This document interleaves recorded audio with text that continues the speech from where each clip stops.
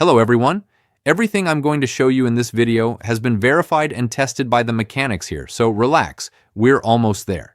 If you're Ford through the P1299 code, don't panic. Basically, your car is saying, hey, I'm detecting that the cylinder head is too hot, so I'm going into protection mode.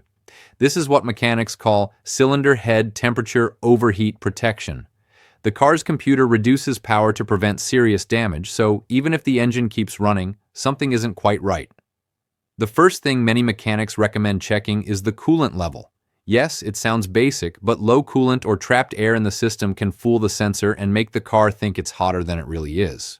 Some owners have cleared the P1299 just by topping off the coolant and bleeding the system. If the coolant level is fine, the next logical step is the thermostat and water pump. The thermostat regulates coolant flow, and if it sticks closed or the pump doesn't push enough liquid, the engine can reach temperature spikes that trigger the P1299.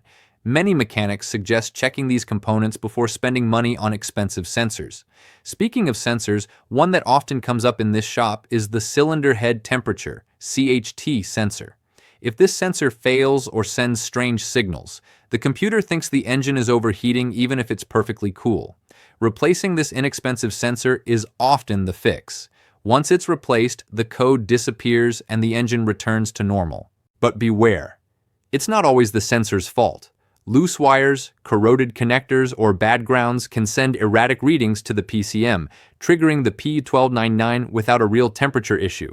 In several cases, mechanics solve the code just by inspecting and cleaning the wiring, so always check the wiring before spending on parts. Some mechanics also mention that clearing the code with a scanner and driving for a bit helps the system relearn. Sometimes the P1299 appears intermittently due to brief temperature spikes, and the car can adjust itself after a proper drive cycle.